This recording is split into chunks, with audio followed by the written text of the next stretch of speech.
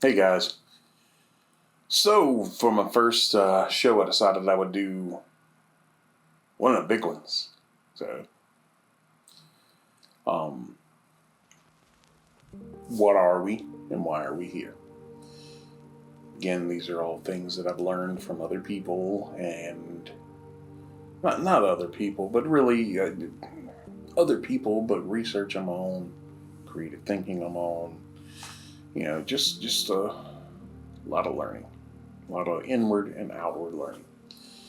So the question is what or why? What are we? Sorry. What are we? So we are the result of being at the top of the evolutionary chain. However you want to look how we got there, we are the top. There's nothing contesting us above us. And so we look at it as life started in the water. And then, you had the fish, you had things like that, things that mastered the water. And then you had things that started to get onto the land. Let's take the turtle, for instance. Turtle can live in either or. It's really good at either place. Then you had animals that started to become more and more element in the land, on the land.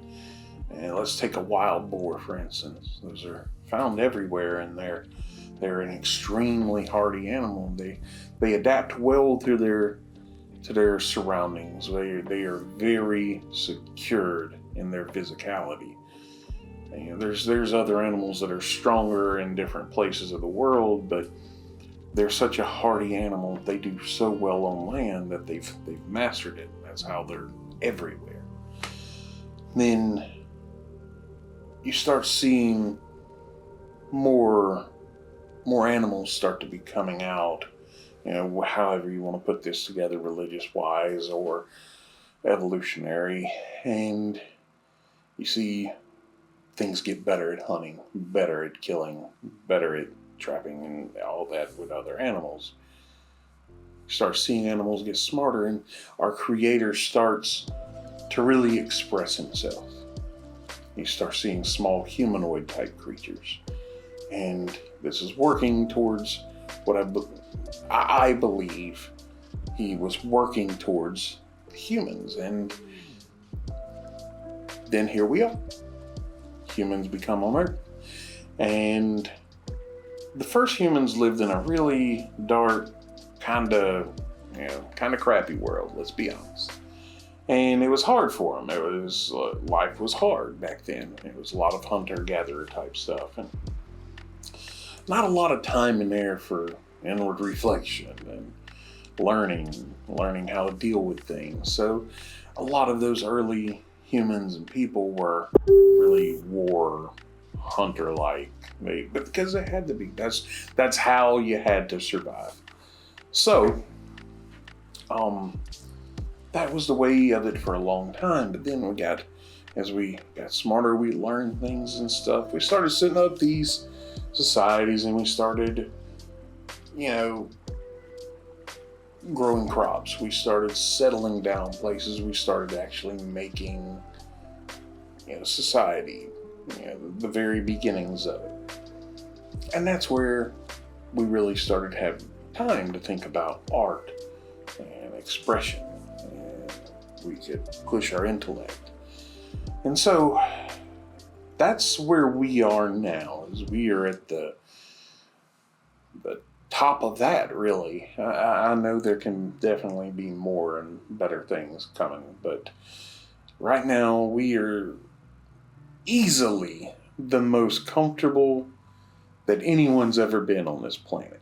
I know there's war. I know there's people that still do terrible things. I know there's still extreme poverty. But as a whole, we are the most comfortable that this planet's ever been. That's a great thing. That's an amazing thing for us. And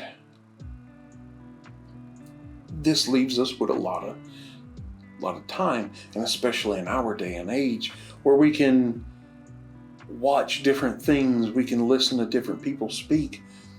So we get, changing the page. I do notes. That's how it is. but we can get a lot more perspectives from other people. And so this is what we are. But when you ask what we are, what you're really asking is what I am. What are you? Are you these hands? Are you, am I these hands? Am I these fingers? The answer to that is no. Like, if I took a blade and went crazy and chopped my fingers off and threw them there on the desk, are those fingers me? Not anymore. They're a part of me. They were a part of me, but they're not anymore. Now all they are is, some horrific chunks of flesh and bone. And so that's not me. So that those fingers are no more me than this hand, this arm, my legs, my heart, even my brain. None of this is me. So what is me? So we have to look past all of this fleshy, earthy stuff. Because really, when you get down to it, what is this? It's just thousands upon thousands upon thousands of pounds of food. Some of us a couple more 1,000 pounds, but yeah. That's all we really are, though. That's all this chunk is just food. It's your mom and your dad ate food that became you, and then you would be able to eat your own food and just grow, and you are a combination of what food you ate, your physical physicality, however you want to, exercise or anything like that, and, some DNA markers, and that's what this is. But it's not you. It's not you. If you got shot in the head and you were totally out of it, like you couldn't move, you couldn't breathe, like locked in, horrible as it be, and you were still in here, you're still you. None of the other stuff working. You're still you. So what are you? What am I? We are beautiful spiritual beings, and we are on this journey. And we have to remember that we are on a very short journey right now. This earth is 80, 90 years if you're lucky, 100. And that's it.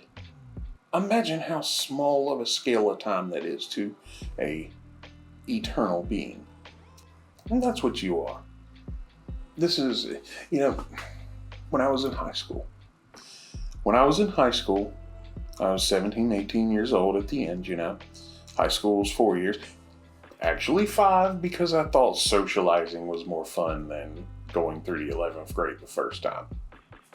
But if you would have asked me back then, what is the most important thing that's shaped your life? I would definitely say, this, high school, my friends. And it was, at that time. It was the most important thing, or, one of the more important things. But now here at 40, I see how minuscule that really was.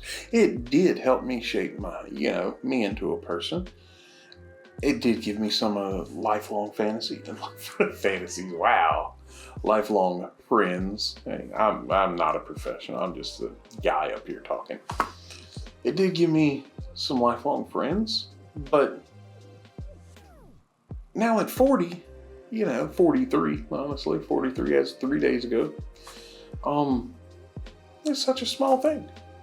It matters so much less than I thought it did. So the me at then thought that was such a big thing, and now the me now thinks it's such a small thing. So when you ask someone, when I myself say, oh, I'm feeling old, a 60-something-year-old person, let's say 63, 20 years, will say, oh, you're still a kid, because they see life through a different lens. Their me is further along. So, if you ask them what's the most important thing that you've seen that's pushed you to who you are, might be watching their kids grow up and get grown and retiring. If you ask an 80-year-old, the 80-year-old would call the 60-year-old a child. And, their thing might be watching their children's children have families, watching these new wonderful families sprout out of just, the thing they've done. And at that point, how big is that 4 years in high school? It's super small, super small. So you, even your mind, you, isn't really you. It's a constantly evolving thing that you are becoming. But once we pass on, this is such a short time. This is gonna become more minuscule. The entirety of our life here on earth is gonna become more minuscule. And so what we gotta do is we gotta make this time count. We have to have profound moments. And that doesn't cost a dime. I have seen some of the most grateful people having just the most blissed out time sitting on a sidewalk enjoying a sandwich. I've seen some of the most miserable people I've known eating caviar in a mansion. Having profoundness, having joy in this life isn't about money or success. It's about finding those things that make you happy and realizing that is what you need, and work towards. You need profound moments, You need those profound moments. You need those things to help you grow your spirit, to help this time have as much of an effect on this eternal being as it possibly can. Because this is a short time. 1,000 years after your death, how much of this are you going to remember? What do you remember? You remember profound things. I was driving once in a really nice car. I'm a car person. There you go. I was driving once in one of my cars that I loved, and I was driving through this cotton field. This road we have where I live goes straight through these two giant cotton fields to the side. And there was a great classic song on, and it was early spring. Everything was starting to turn really green. And off in the distance, the sun was coming down over a bunch of big cumulus clouds, and it was just lighting up the sky. And it was such a moment that I had to stop, and I just had to just take it in. And it's such a small thing. It's such a teeny tiny thing that just driving through, nothing was happening.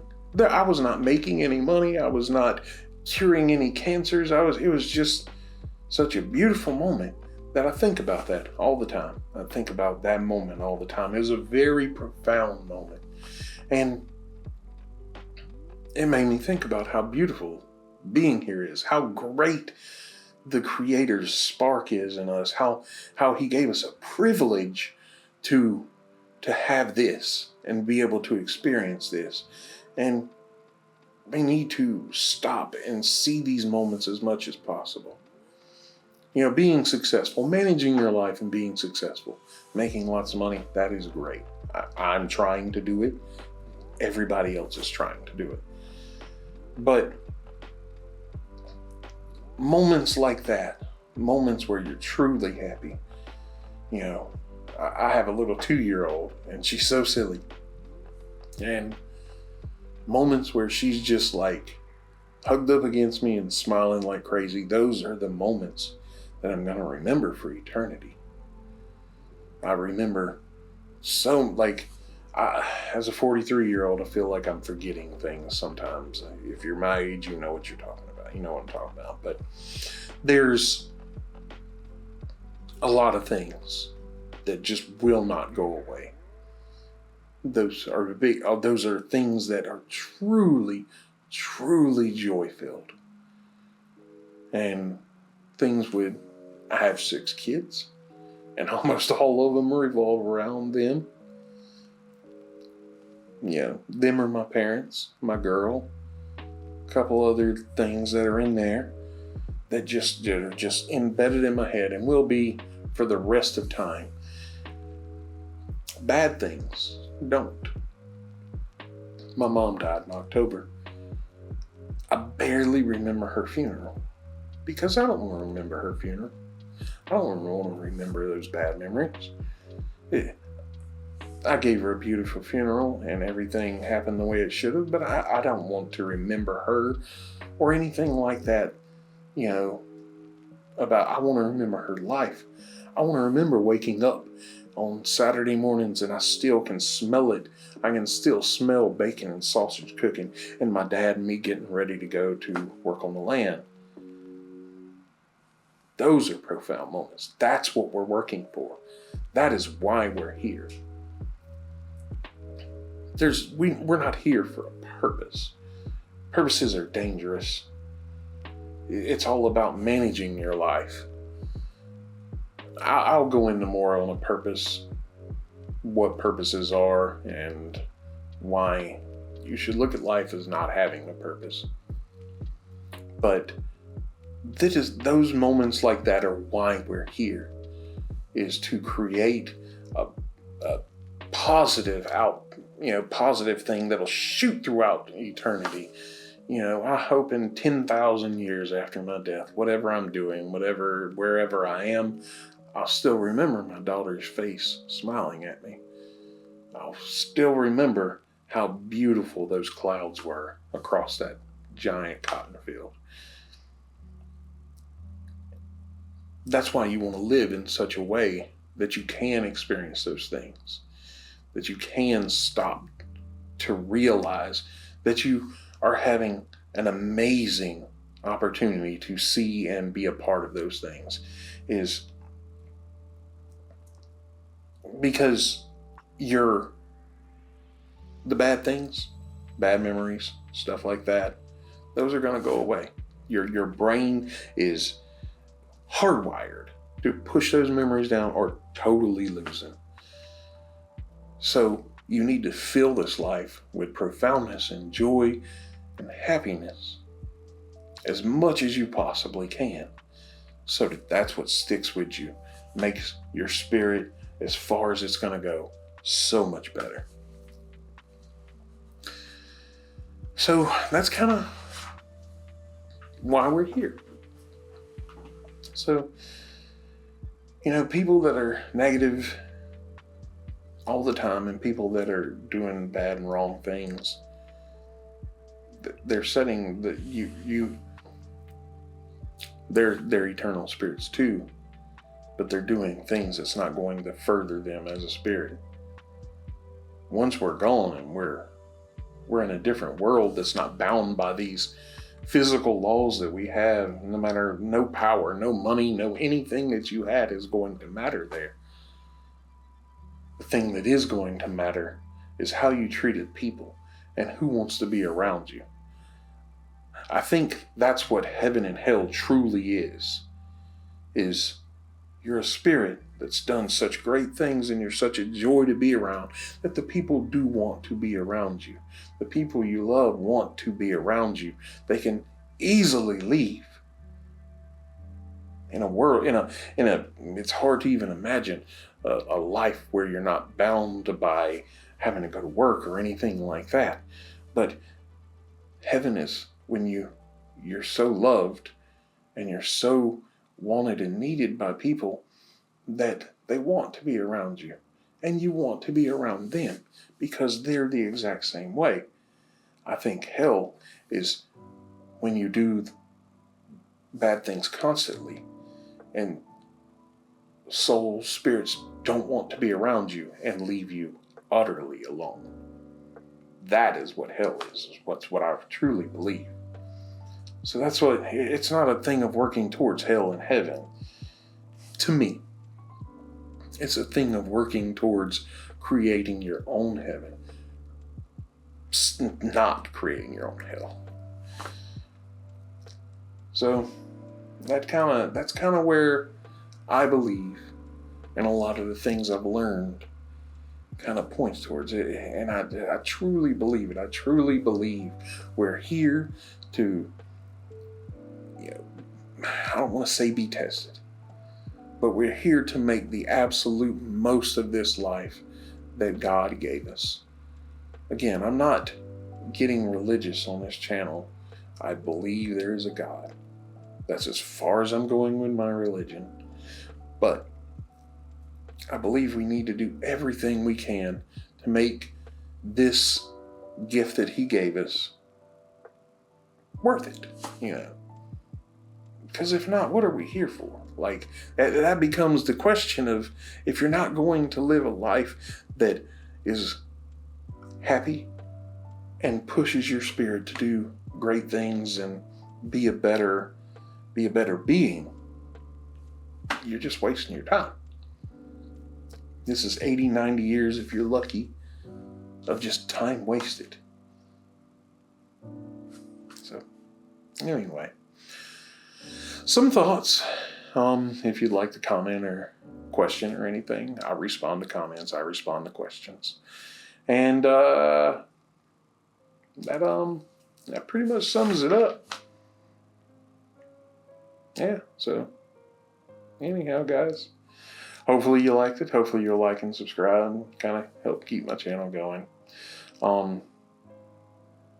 Anyhow, be peaceful and love one another.